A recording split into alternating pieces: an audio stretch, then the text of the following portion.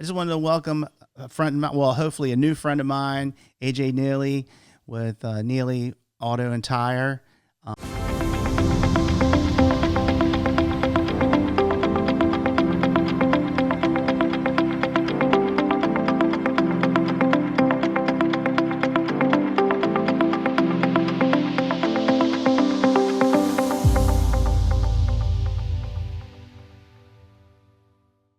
I met him through Greg St. Cyr, our pastor. So I thought it'd be cool to have you on the show. And as we were talking earlier, that Meyer Solutions is a company for doing public speaking and personal development, coaching, and that kind of thing. And I was really amazed by your story. But before we go on to that, just tell me a little bit about yourself and how you got into this business and whatnot. Yeah. Well, first off, it's great to be here. Thanks for the invite. I appreciate it. I like to say in my origin story, it started with Legos. I was 5 years old, Legos. I don't know how to knack for it, just putting things together, tearing things apart. I more or less tearing things apart, not really putting it back together. I remember taking apart my parents' phone and not putting it back together, and that was a whole ordeal. But it started there. I latched on to physics in high school. I really liked that. And then actually, I thought I wanted to be an engineer. I went to the University of Delaware for a year for mechanical engineering. I was part of their Formula SAE program. So it's a Society of Automotive Engineers. So we actually developed and built a race car. I actually raced it out in Pontiac, Michigan. I skipped a lot of classes to be able to do that. I was spending time in the machine shop, building the car. And at the time, I had a lot of friends that were seniors in college. They had aspirations to be engineers on race teams and things like that. And that's what I thought I wanted to do. And I saw their hearts just getting demolished when they graduated. For example, I had one friend that was designing toilets for a living. Not that there's anything wrong with that. We need them. Sure. But I didn't want a desk job. I realized that. And prior to myself, going to college, I had worked for a summer at an automotive shop just in Pasadena, Maryland, Honda Man's Auto Service at the time. And I loved it. I mean, it was my dream job. I pestered my way into that role. I absolutely loved it. Actually, my boss at the time said, AJ, you don't want to go to college. You don't need to do that, And I thought everyone was almost at that point, and even still sometimes today, pressuring you into a 4-year college, 4-year degree. Got to get it. Yeah. And I realized, oh my gosh, I can get a head start. I love this career. So I did. I dropped out of college. I remember telling my parents that. And they were so supportive. That was a big thing. So they were really supportive. They knew that whatever it was, I was going to go all in on it. And I just went back to work at that shop. And that's really, I just latched on. I just was, I didn't go to a technical school. I learned on my own. I read the books, I tinkered on my own car, that kind of stuff. So I didn't go to Lincoln Tech or, Cat South. If I had known about, for example, Cat South is the Center of Applied Technology. They have a North and South campus here in Anne Arundel County, and they have an automotive technology component to that. And if I had known about that in high school, I would have been all over it. But I almost felt like I went to Farmer Park High School. I just felt like, but you really weren't sure you were going to like that. Or not, well, right? But regardless, I still would have done that. Okay, I think that would have been so cool. But it was almost like frowned upon. But it's Gotcha. so weird. It's funny how the tides change. But anyway, that was it. I pestered my way into that job, and I hadn't looked back since. And I always knew, even early on, that I was wanting to start my own shop, and as far as getting into it, what made you back up there for a second? Well, how old were you when you had that vision of a desire to own your own company or whatever it might be? I would say too that my parents were an inspiration because my dad, we moved every 5 years, it seemed like. I was born in Delaware. I'm a mutt. That's what I like to say. I was born in Delaware, lived in Staten Island, New York, went to PS 84 elementary school. Then we lived outside Philly for about 5 years. Then we moved down to Maryland, and it was a culture shock all around. And then people would ask me, oh, you military brat? Actually, I'm not. I like to say my dad was, he was if you ever watched that show Mad Men, Don Draper, the creative director, he was that role. He worked in the advertising industry. So he was, moving, we would just move every 5 years. He would, get, level up as far as the corporate ladder. Okay. And he worked at a bunch of advertising agencies along the way. So we just moved every 5 years. So, but then my dad just took a leap of faith, and he just quit, and he was at his peak, his pinnacle, and he quit, and he things weren't changing, and he decided to start on his own. So I saw him do that, and I was in high school at the time. And then my mom, she was, you know, a stay-at-home mom for my entire life. And then same thing in high school for her, just at the age of, gosh, I don't want to say her age out loud, but, you know, at a later in life stage, she just decided to get her realtor license, you know? So she became a realtor, and I just saw that work ethic, just like, you know, just making it happen, not complaining, put your head down, grind. So, and they had also told me that they knew someone, a family friend or, you know, a relative in the family that owned an automotive shop. Like, oh, you could do that, you know? So this is a great trade to get into, and you could do that. And so, you know, just having that support from my parents was huge, you know, just like, they never told me I couldn't do something. They always said, yes, you can do it. If you work really hard and you put your heart and soul into something, great things will happen. So my parents just said the opposite. They were like, you're a terrible student. You're barely getting to school. You're just gonna have to come work at the shop. Yeah. That's just what's gonna happen. There you go. I'm like, okay, that's what I'm gonna do. Yeah. So that was inspiring, because so I knew that would be, I didn't have a business plan or anything of that sort, but I had bought a house in Edgewater that the first two words in the home description, the listing, was mechanic's dream. And it had this just huge garage out back of the house. I could care less what the house looked like, but it had this awesome garage, one bay garage behind it, had a lift in it and an air compressor and all this stuff. I was like, oh, that's great. That's what I want, right?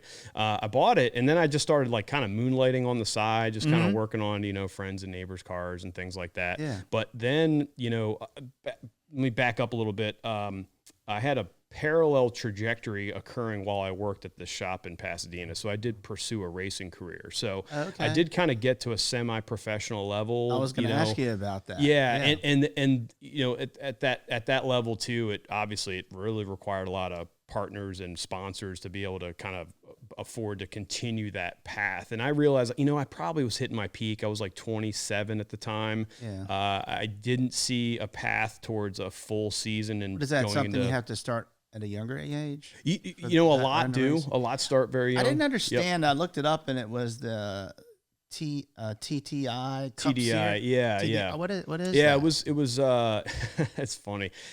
Hindsight, it's so great. Anyway, at the time, Volkswagen came out with the Jetta TDI, like clean diesel racing series, and we laugh about it today because we all know about what happened with Dieselgate and things of that sort. So so it was a professional series that Volkswagen had created that was a support series for a lot of the larger events like the America Le Mans series and the Rolex Sports Car series. So we were a support event. It was like a 10 race schedule, and all the cars were exactly the same. They were literally all Volkswagen Jettas with a TDI engine. Okay. So it was the first. So it was pavement diesel race. I was thinking it was like the Hoonigan stuff, like jumping. Oh yeah, no, it was road course racing. Okay, yep, gotcha, road course racing. And I got into it actually from autocross. Actually, when I knew I wanted to be a technician, I got this like really cheap Honda CRX back in the day. I used to autocross that car, and I had a lot of fun. So it started there, got into shifter carts, and then worked my way up into road. And as I was working, I just, I put all of my money into racing. Like that was my hobby. Like that was my passion, right? Mm-hmm. So I put everything, my heart and soul into it. And to be able to kind of get to a semi-professional level and have sponsors that was able to kind of pay my way through racing at that level was great. I learned a lot along the way, not just the driving. Like the driving is almost the easy part. Okay. It's everything and all the work required outside of it, the relationships you build, marketing yourself, you just have to put yourself out there. And so I remember like on my lunch breaks at work, I had a notepad of all the people I wanted to call and contact and just cold call and, find those warm leads. And like, I just, for sponsors to help you. Okay. To help along that trajectory. So anyway, I realized that my racing career was like, look, that's not sustainable long term.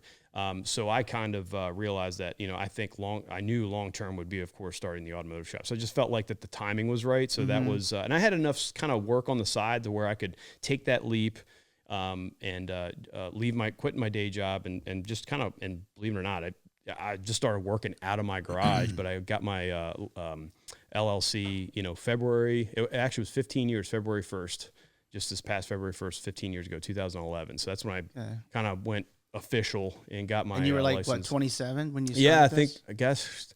Yeah, it would have been 27. Yeah, I was 27 when I did that. That's great, man. Yep. And that's where it started. I didn't I wasn't, I was also a bachelor at the time, so I was goofing off. I was working as a, pit crew for race teams. I was also kind of like a hired pro driver for like Toyota, Lexus, Scion, Volkswagen. They had me do different gigs across the country. And I kind of just like did a lot of traveling at the time, but it wasn't until 2015 that I decided, you know what, I'm going to put all my heart and soul into the automotive company. And so I have a question. Move it. A lot of people, they get scared when they're like, hey, I got this dream, I want to start a company. Mm-hmm. And then what happens, fear gets in. Absolutely. And then they don't do it. Yep.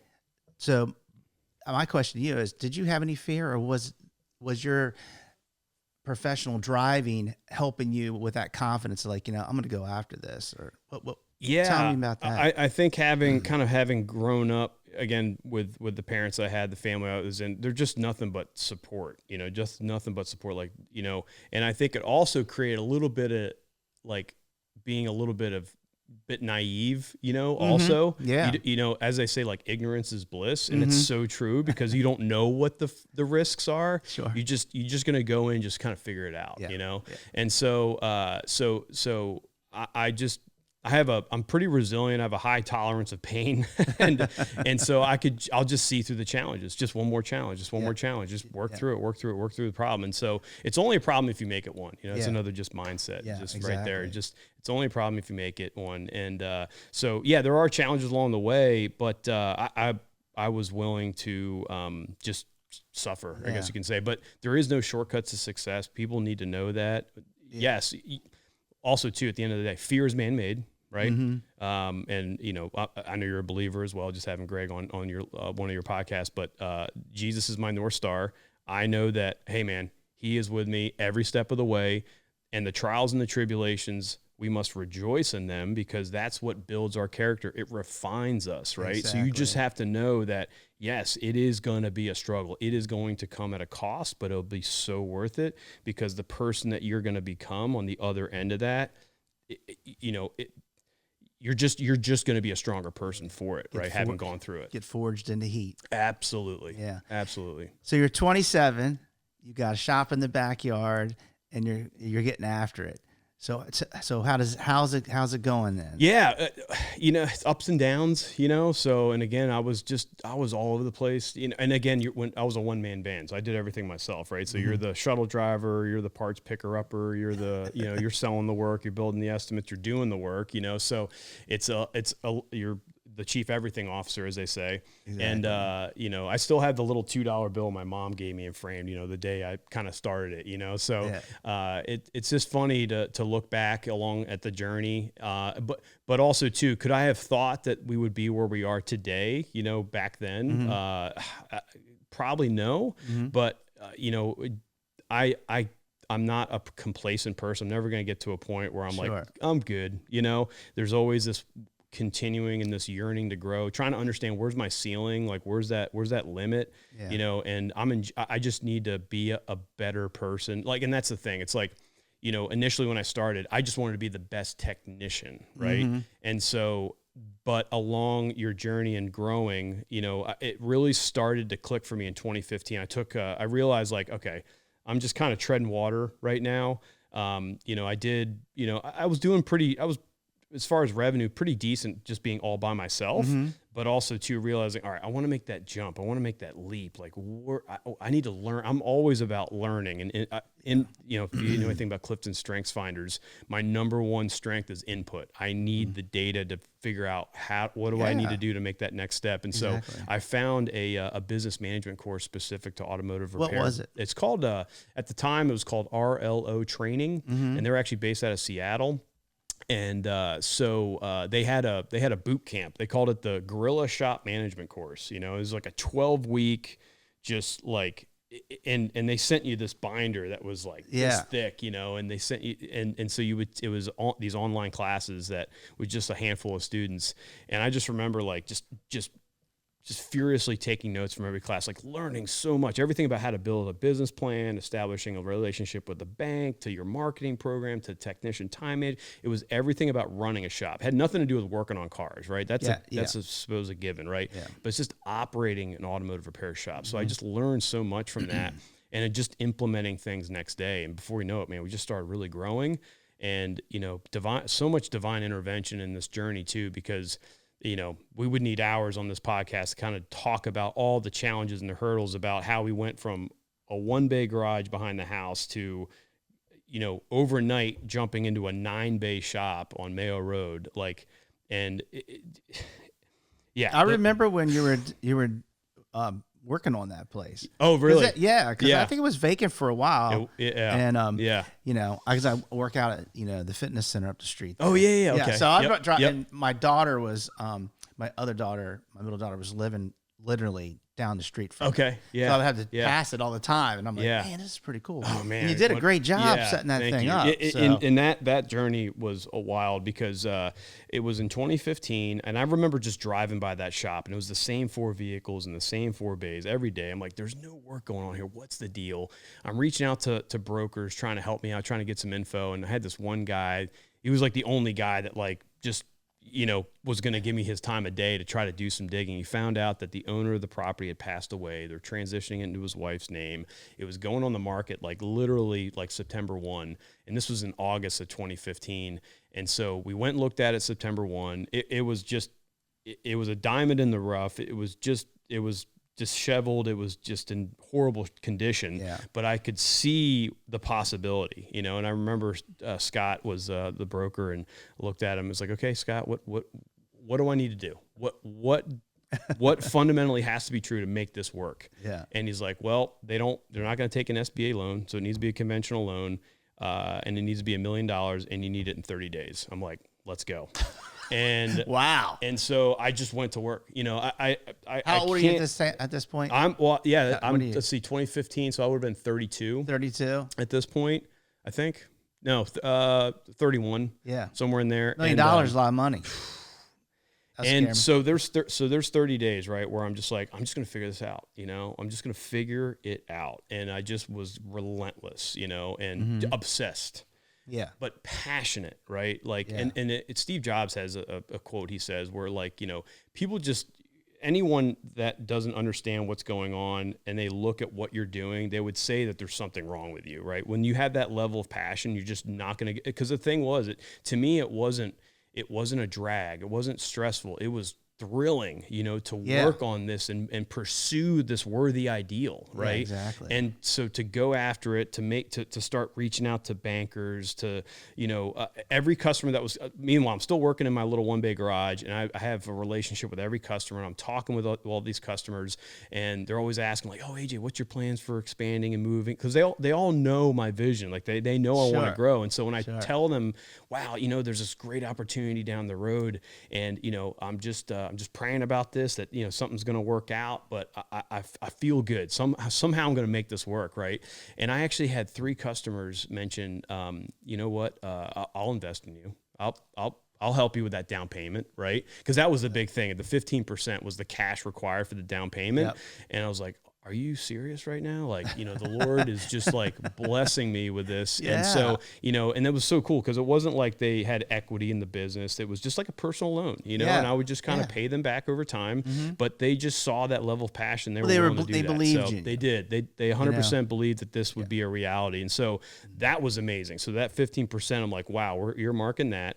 Then I was working with 3 different banks at the time, and I'll never forget her, Kim Sherman, man, just what a blessing. She worked at BB&T, and same thing. She's just like, man, I just see something in you, right? I'm going to go to bat for you. This is so outside my ability to loan. I'm going to go to bat for you. I'm going to sell this to the board. We're going to try to make this work, get you a commitment letter, and get this going. And so, because I had built a business plan, I did all my research. Within a week, I was building the business plan. I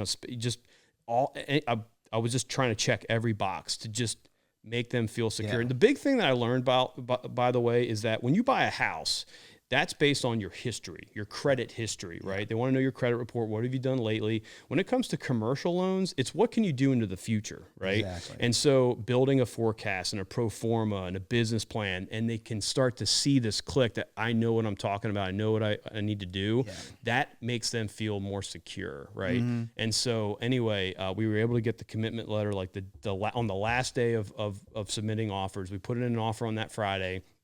And I was just spent, and the last thing that I did too is I wrote a heartfelt letter to the seller, right?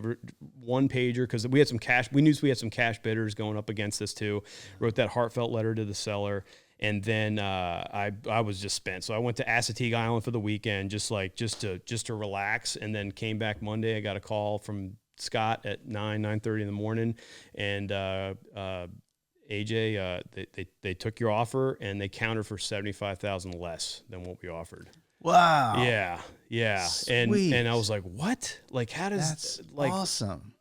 the Lord just bless. And I was like, wow. But that was just the beginning. Because then there's a whole other podcast we could do about environmental remediation, underground storage tanks, and the back and forth. Yeah. It took 6 months before we actually closed on the property. So that was a whole other ordeal and nightmare. And then building the shop and, getting the equipment and working the forklift at night and dropping the air compressor. It's like all these things that just happen and fall. But I loved every moment of it. I loved every moment of it. It was just fun. Well, you know, a lot of blood, sweat, and tears in that place because you were probably down there painting and doing everything, doing it all, exactly. And but I loved every minute of it. Loved every minute of it. Absolutely. That's awesome. Yeah. That's awesome. Yeah. So that's a little bit about how we got into that first store, you know, and then there's of course other challenges along the way, but I remember like my biggest fear was hiring my first employee, that was the biggest fear because I'm like, man, tell me about that. Like I'm the technician. No one can work on cars as well as I can. Right. Yeah. And so to hire somebody that you have to trust, right? To meet that standard, right? That's probably, I remember like one of the biggest fears I had was the hiring of people, right? Because then also too, the other big fears on the other side of that coin is the firing of people, letting someone go. That hurts every time. Well, there's a book that I read when I read, I don't know how many years ago, it was a long time ago, but I read this book and it was recommended by my old pastor and it was called Good to Great. Oh yeah, great. And that Great book, it was so elementary for me to understand, about how to get the right people on the bus, put them in the right seats. Absolutely. And then eventually you get that momentum going. And, and sometimes it's like, hey, that person that's on the bus, like, we're gonna have to let you off. Right. It's not working. We're not, you can't go with us. So, that is, I mean, your employees are, I can't say enough about how important the employees are to your success, So that's awesome. And, let's say, again, we really got into our first store at 2015 or 2016 when we got in. And I like to say that, like, I'd say my real business journey started probably around 2015. When I really started to lean into leadership and being an owner. And the first business book I ever read was The E-Myth by Michael Gerber. And it was so good because it was just like a light bulb that went off. I realized, like, oh my gosh, I don't own a business. I own a job, right? I'm at the hub of it all. And so I needed to, it just clicked for me that I need to be working on my business, not in my business. Exactly. And working towards eliminating my job along the way, right? And that's still true today, and I just realized too, now fast forward to today, we're 5 locations, 46 employees, and like, as you said, the biggest thing that I would say has smacked me upside the head here in the past year, you always hear about like that phrase, like it's all about the people, and it finally clicked, because I was under this assumption that I could take anyone, and if I pour in enough of my sweat and tears into them, that they're gonna grow. Yeah, that's just not the case for everybody, right? It's Like not. Jim Rohn says this all the time. It's like, man, the math doesn't change, but the faces do, right? Yeah. Meaning that like the 3% are always going to be the 3%. Not 100% of the people can't be that 3%, right? And so you just got to identify that great talent that's willing to come on board to pursue that worthy ideal. And then you've got someone like batteries included that you can now pour into. And I've poured into the worst of the worst, people that stealing from me. And I mean, just thinking that, well, if I don't save them, who will, right? Like, exactly. And I've told my wife this a lot. And my wife, God bless her, because she's before we met, she was an executive search recruiter, actually. So she used to hire CEOs, CFOs, COOs, just like executives at a high level. And she was observing from the sideline, for probably about a year before she started to kind of insert herself to kind of help, and she just realized, like, man, AJ, you just need some better leaders, in your Mm-hmm. team. And that's kind of been our next phase is like, she realized it. She started putting better people in front of me, to interview. Oh, good. And I was like, oh my gosh. I remember my first interview. He's the leader of our Edgewater store. And I sat in front of him. I was like, oh my gosh, this is it. I need more people like this right here, Yeah.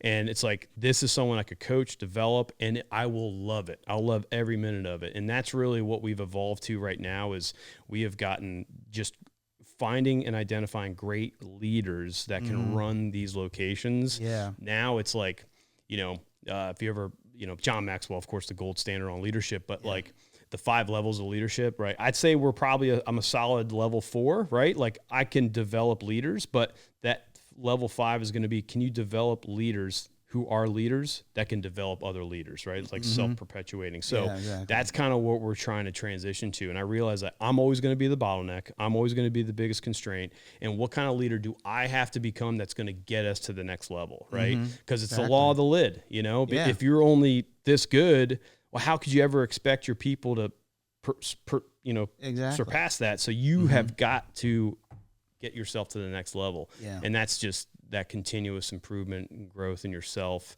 Just trying to get better, Yeah. just what kind of, I love how Jim Rohn says this too. I love this. Don't be a millionaire for the money, but be a millionaire for the person that you must become to become a millionaire, right? Exactly. It's the money's the byproduct, right? And at the end of the day, it's all about serving. Jim Rohn's one of my favorites. So, anyway. I could go on and on with Jim Rohn. Man. He's so good. He's Timeless, awesome. you know? Yeah, it's definitely So timeless, good. So good. Spend more time working on yourself. Absolutely. Than working on your job. 100%. You know what I mean? Yep. So let me ask you a question. I know in my industry, for our printing company, it's very challenging to get some young people to come into the business. It just seems like, wow, I'm kind of don't know what to do, to be honest with you. Do you have the same problem in the automotive industry? We've had some, I'll just say duds, kind of come in that just didn't really have much direction or clarity about where they wanted to go. And we're really trying to fine tune. We're still working on our hiring process, right? And so really at the end of the day, we're not too concerned about skill set when we hire someone. Okay. We do want to understand what do you come, again, batteries included, what are you going to come with on day one, right? If you're a technician, for example, if you're just truthful and you say, you know what, I can only do oil changes and tires. Okay, great. I at least know what I'm starting with and what the expectation is, and then what we can grow you into. Now, it doesn't matter your skill set, but at the end of the day, we're looking for some foundational behaviors that help us identify who are those A players, and those A players, look, you may have heard this before. There's A players, B players, and C players, right? C players are poison. They're mediocre. Yeah. They worship the god of comfort. They're just checking the box, and we don't have time for that because they bring your entire organization down. So they are poisonous. B players look, customers love them and employees love working with them, but they don't have any kind of immediate impact on the business, right? But B players, if they're in the right environment, can grow up to be an A player, right? A players, again, employees love working with them, customers love them, but they have an immediate impact on the company, right? And so those players, A players love playing with A players. And so when you identify an A player, you make them happy.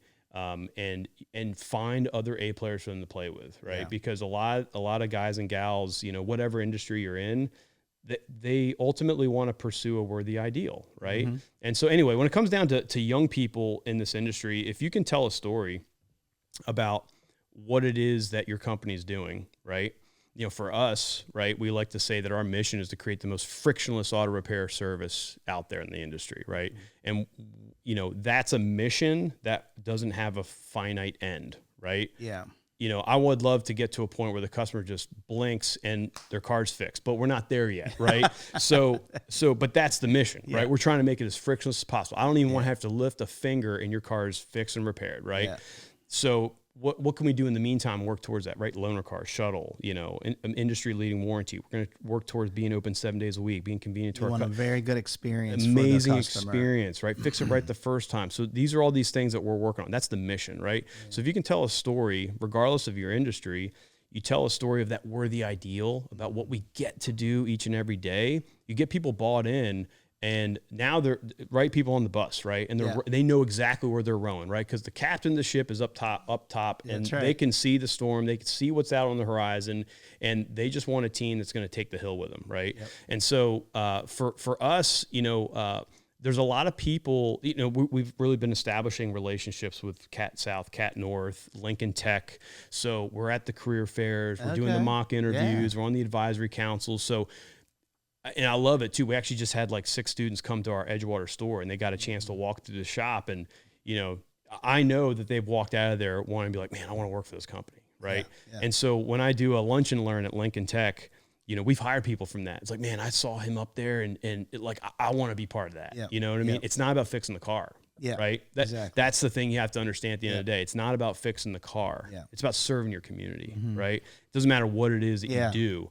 And so if you can tell that story and do it well, people will, again, they'll take a bullet for you, man. I mean, there's just, and that's what fires me up, getting people on board. I can feel your energy, man. Oh, man. I freaking love it. If you can't tell, I love what we do. Like, I love what we get to do each and every day. And I love firing up the troops. I love, when we do the interview process, like I'm the 3rd interview, I'm the last one. And actually I'm the one that's talking you out of the job. I'm trying to talk you out of the job. Cause like, look, we grind, we work hard. Yeah. We play 4 hard quarters. Sometimes we go into overtime. You're on your feet all day. But I'll tell you what, it's the most thrilling work you'll ever do. Now, if you want to be complacent, you're looking for that 9 to 5, you want to check the box, punch in and punch out, great. There's plenty of businesses that will do that. But here, the people that work here, we're pursuing that worthy ideal. Do you want to be part of that vision and that mission that we're trying to strive towards every day?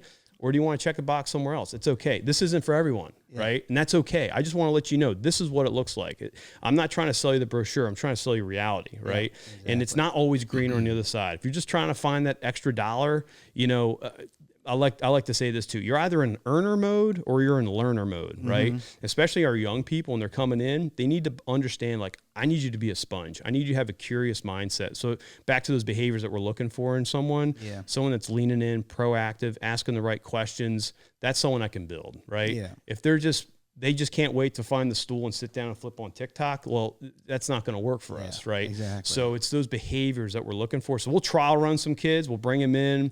We'll put them in bay 1. We'll rack attack some cars as part of our inspection process, by the way. So we'll inspect some vehicles, and we just see, like, how do they work? What's their work ethic like? Are they observant? Like, it's all those little behaviors I can't really train to. I can train the technical skills, right?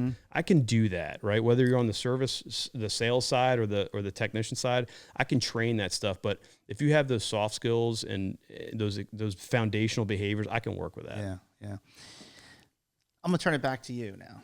So, if you were talking, or just tell, if you were trying to tell a young person that, they're thinking about getting into business and that kind of thing, when, you've been doing this for 15, 20 years, your journey, your personal journey of how you were working on yourself and, knowing that, okay.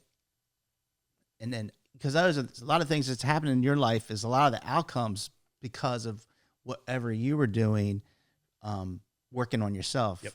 So tell me a little bit about that part of it. Yeah. Again, I've always had that curious mindset. So back to that, like you have to, that is a non-negotiable. You have to continue to learn every day. So, just on the way here for this, I'm always listening to a podcast. I'm listening to, Diary of a CEO or the Founders podcast, or I'm listening to Entre Leadership with Dave Ramsey. I'm feeding myself something. Yeah. And that's not because it's a chore. It's because I love doing it. I'm trying to get better. You have to be obsessed with getting better each and every day. And if that's not you, that's okay. But that is a non-negotiable, right? One of our core values is grow or die. If you're not growing, you're dying. It's a lot like the putting money in your bank account. You're feeding your mind with some positive elements. Yeah. It's training your something mind. I'm going to pick up. So a little like nugget, how to have a crucial conversation, how to, just how to be a better leader, how to manage your time more effectively, like whatever it is. I'm always trying to feed myself with just better information about how I can become a better leader each and every day. So that, and it's funny too, because like, there are things that I will like. There's a Jim Rohn video on YouTube. It's like 4.5 hours long. I watch that every year.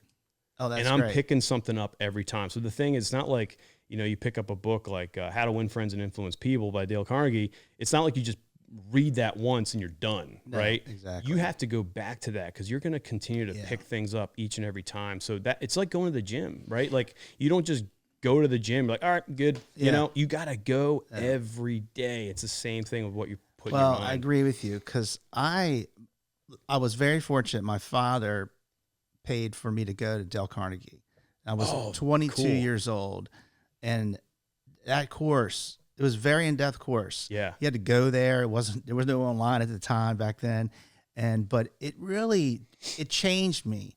It changed my thought pattern of like what you're talking about. You constantly educating your mind. And what was cool about that course was that they made us go practice it at work. And then the next week when we come back, we had to report on it. I love it. And most of the studying things, it was kind of weird. I'm like, I'm not going to start off in a friendly way. And I just want to tell this guy just to, get this job done, right? But I would do, and it would like, oh, this guy's wanting to do it. And it was just like, wow, some of this stuff works. So even, even now, I mean, I'll read books all the time. I've read so many books over the years.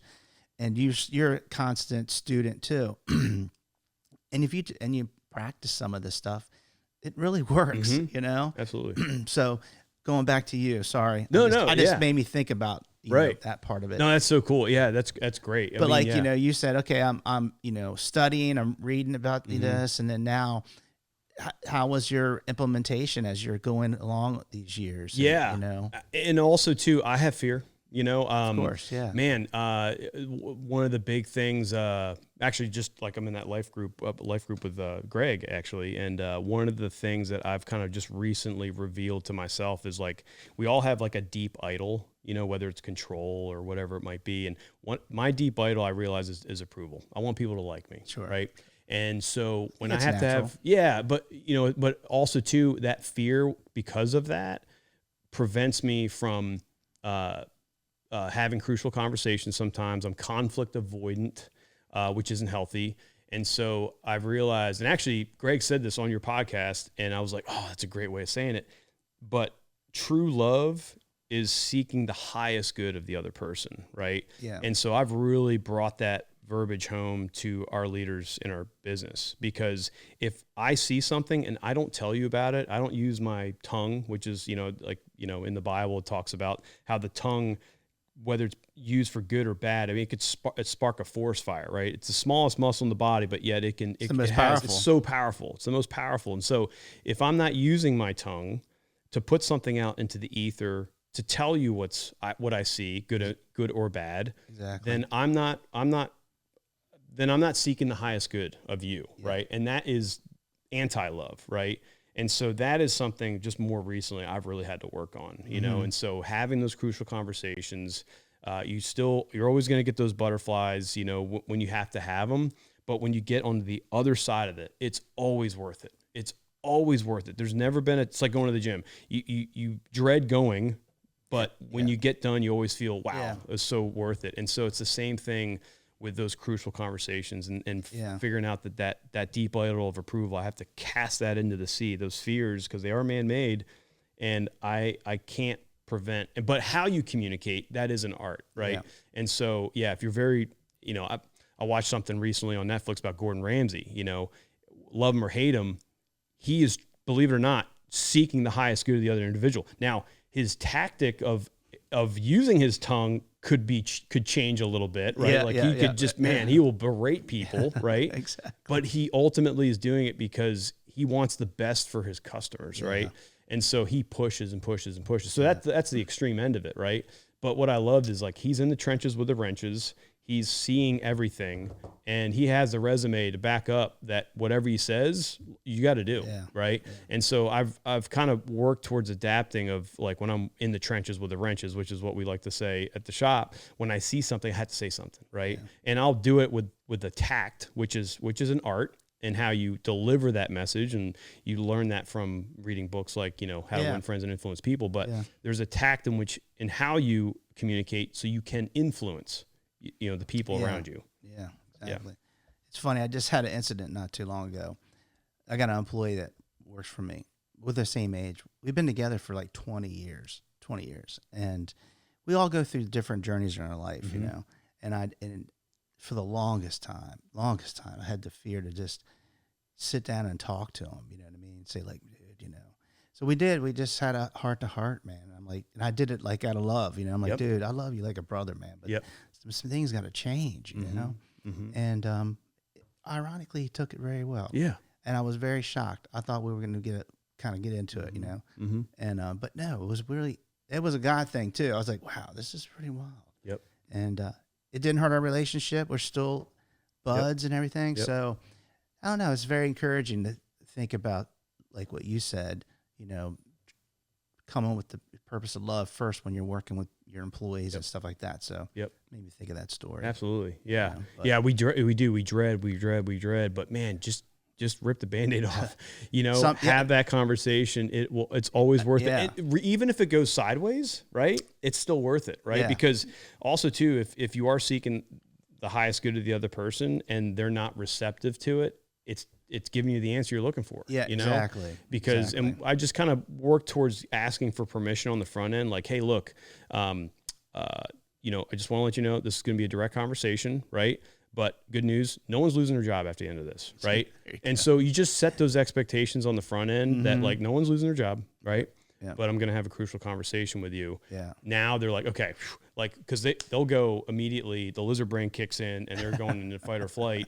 And so you just got to that worst case scenario. You just got to put it up front. No, look, no one's losing their job today, right? Exactly. And so then it gets them to use the frontal cortex and actually receive the info that they're bringing in, right? Yeah. And they will, again, one way or the other, you're going to get the answer you're looking for. What was one of the number one things that you've learned that you've implemented that has been the biggest thing that has helped you in your business? Oh man, the biggest thing, quite honestly, is never give up. Okay. You just can't give up. Yeah. You just can't give up. That's you know, awesome. And there will be valleys, there'll be trials and tribulations. You have to know and expect that will happen. But you just can't give up. Yeah. You just can't give up. Yeah. I mean, that's the biggest thing, you know, it really is. And so if there's a conversation I need to have and I don't know how to have it, I need to figure it out, you know, but just, you can't give up. You can't just throw your hands in the air and be like, I'm done, you know?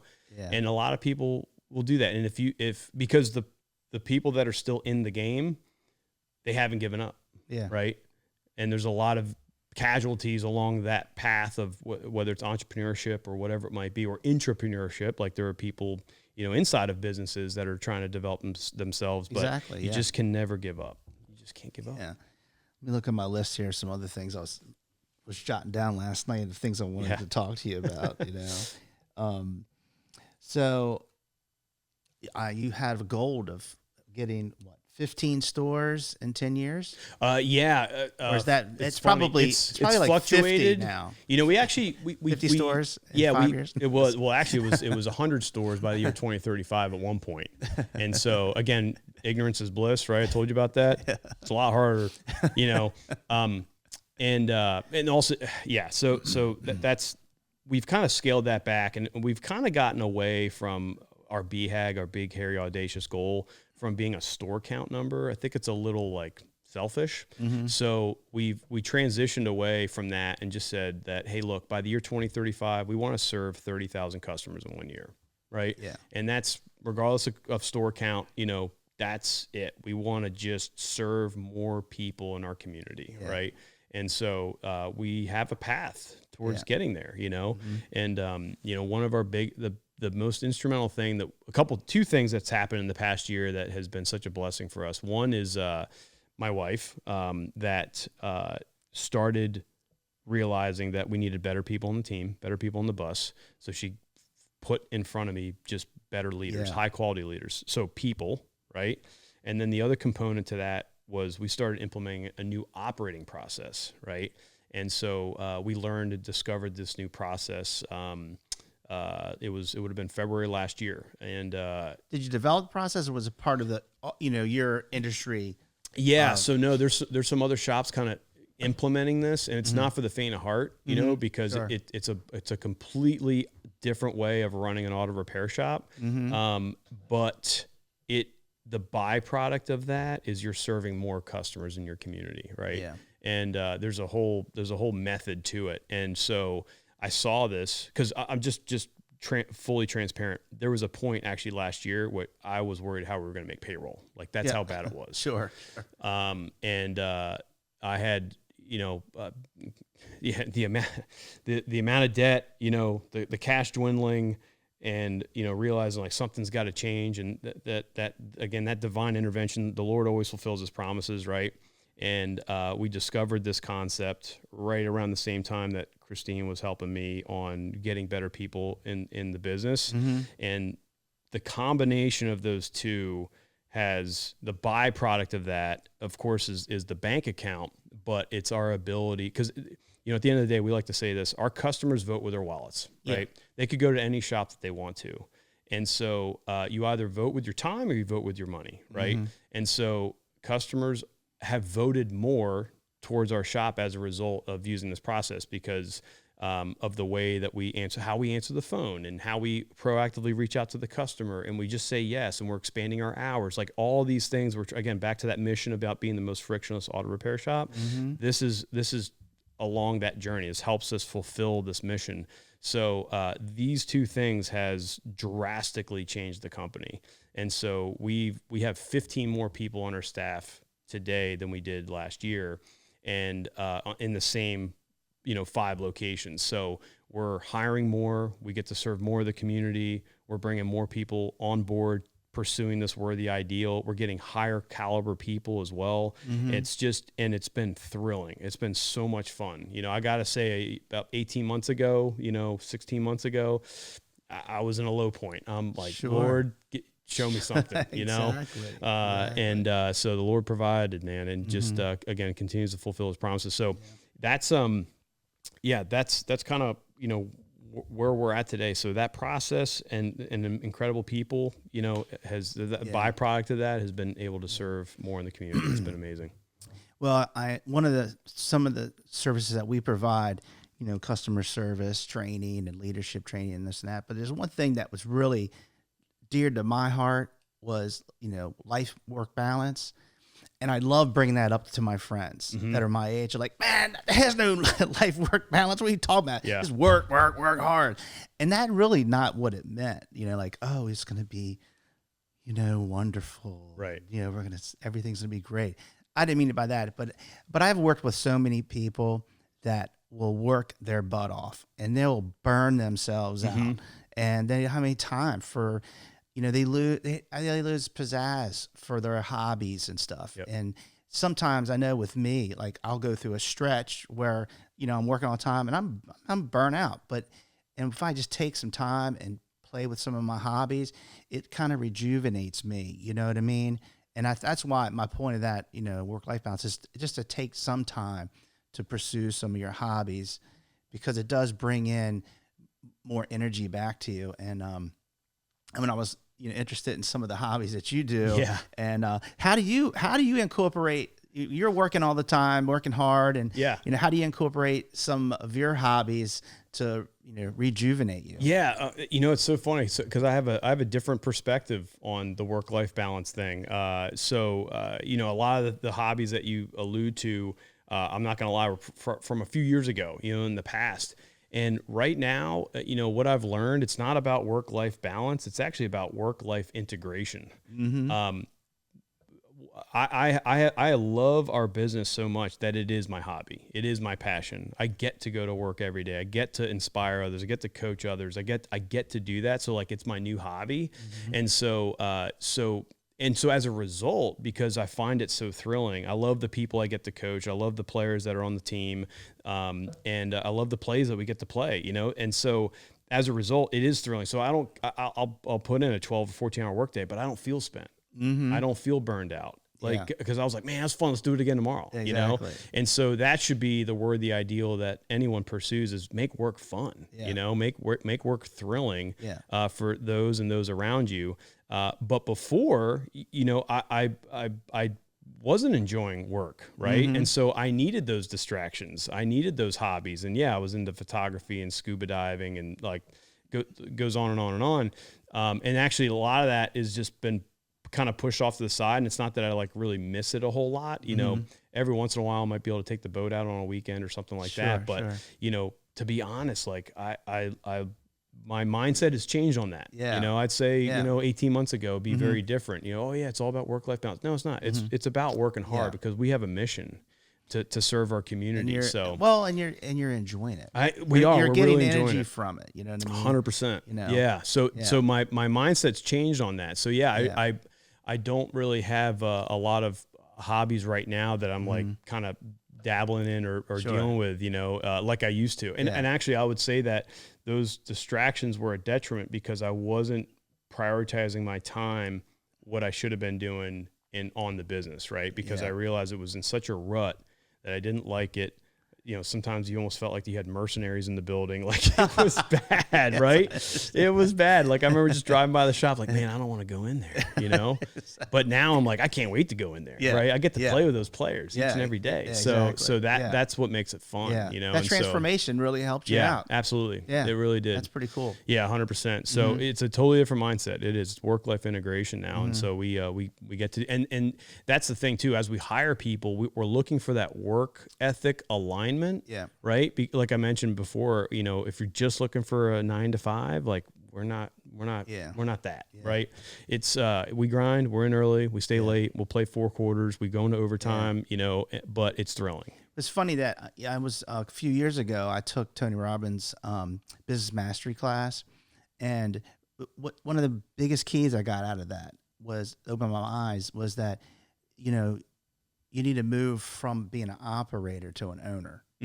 And that concept, I guess it really didn't dawn on me too much because I was always probably an operator. I was always making stuff happen, you know, just digging every day, and it'll wear on you. You know what I mean? So, and then, you know, his point too is like building processes, like what you're doing, which is, I think is you're getting into that ownership point, which is energizing. Like you said, get to play with your players every day. You know what I mean? So that's exciting, man. I'm glad to hear that. Yeah, it is. It's fun. It's like, and we use the football analogy a lot. It's like, you know, you're a head coach, you're on the side, you're not in the plays, you know, and so that's what you're looking to be. But every once in a while, you'll take a snap. You'll be the quarterback, you know, and you'll put some points on the board, you know, if you need to. But ultimately, you're trying to, you know, we're in this current transition right now where a lot of our managers are those quarterbacks, right? They're calling the plays, they're calling the audibles, they're in it, right? But we're working towards staffing them up enough to where they can kind of be that sideline coach that's coaching and being able to work on their store, right? And so, just overall, whether you're an entry-level technician or you're running a store, you know, we want everyone to have an ownership mentality, right? Like own your role, right? Like if you're an entry-level technician, just be the best one that there is out there. Be obsessed over it, right? Be obsessed over that one role, right? If you're just sweeping the floor, like make that floor the best floor possible, right? And so if you're obsessed about that, like again, those are the foundational like behaviors that we're looking for in people that I can build off of. You know, I can make you into whatever you want. It is behaviors. You know, do you want it? Exactly. Do you want it? Yeah, absolutely. Cool. Man, I really thank you for coming on my show today. You know, and by the way, these are really beautiful postcards, you know. So if anybody's watching this, Nealey, Tyrant Auto, man, go see this guy. He's awesome. And yeah, man, thanks so much, brother. I appreciate you coming out. Yeah, I love doing this kind of stuff, Jim. So thanks for having me on. I appreciate it, man. Appreciate it. Thanks.